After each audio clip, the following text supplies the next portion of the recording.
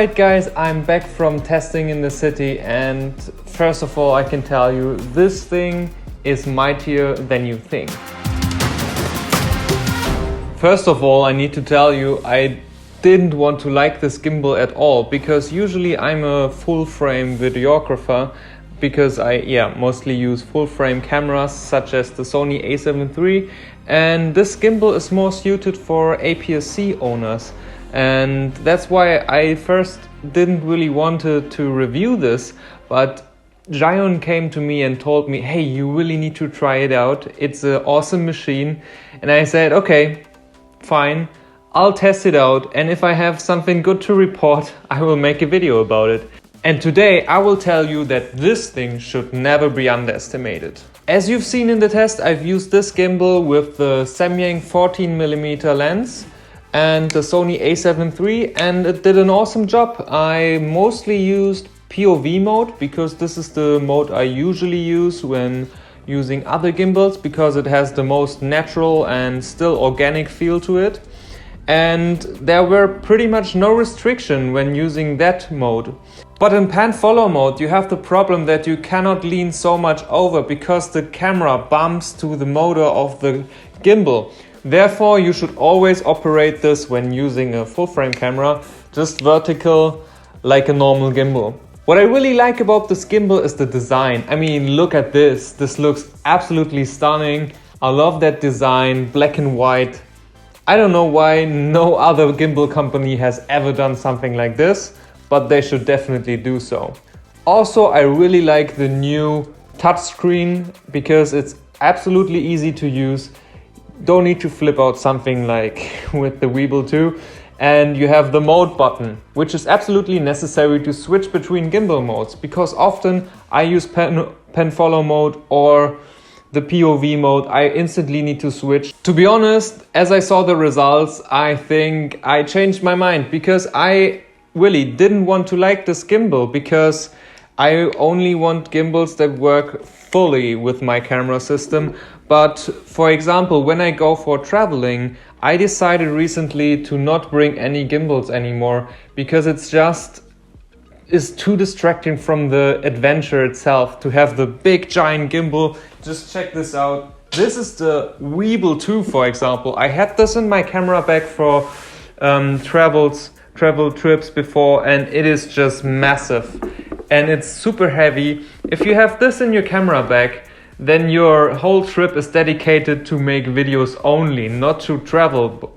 But I think it's a great compromise to have something like this, for example, that is able to carry maybe something like a wide angle lens, for example the Samyang 14mm, with your full frame lens. So you still have some parts in your videos, in your cinematic travel films, where you have smooth movement over the landscapes and you see everything, and it is just a nice feel to have sometimes gimbal moves in your travel videos. But you don't need it always. That's where my other part of my travel setup comes in handy, because I use the Tamron 28-75 also, and this works pretty nice in combination with this as a handheld option. So I switch between the Tamron handheld to the Samyang 14mm on the gimbal. But that's not everything today, because obviously this is made for APS-C cameras, and that's why I needed to test it with an APS-C camera. And I tested this gimbal with the Sony A6400, and it's a great combination. It works absolutely fine, and yeah, what can I say? This is the perfect gimbal if you have an APS-C camera. The results of using a longer focal length with the full frame camera showed me a little bit the struggles that this gimbal might have with longer lenses, so I still would recommend to only use it with wide angle cameras when pairing this in a full frame system. This gimbal also comes with a nice bag. That's how it looks to store the gimbal. But to be honest, I wouldn't use it, because usually when I travel or if I pack my stuff for filming, I put everything in one big bag, so I have everything at one place and don't need to carry multiple bags with me. That's why the bags might look nice but are not usable for me.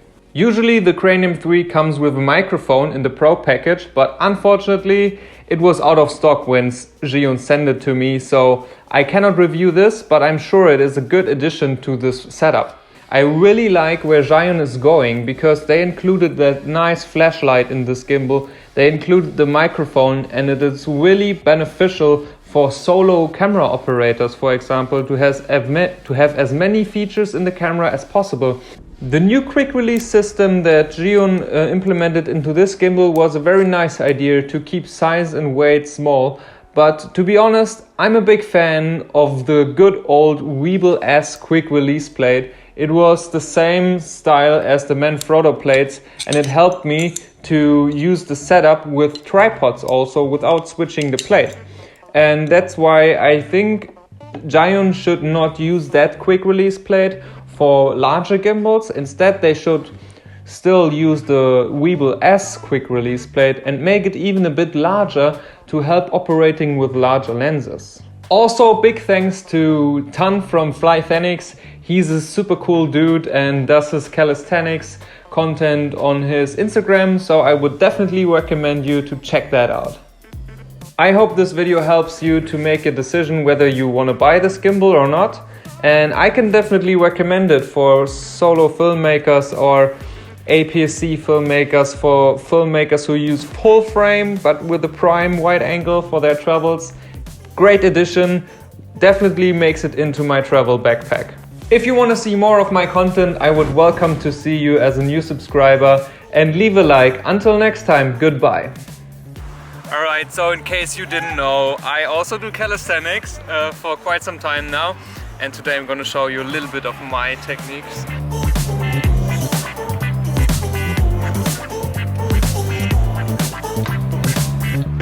Nice, easy. Up, up, up, up, up, up.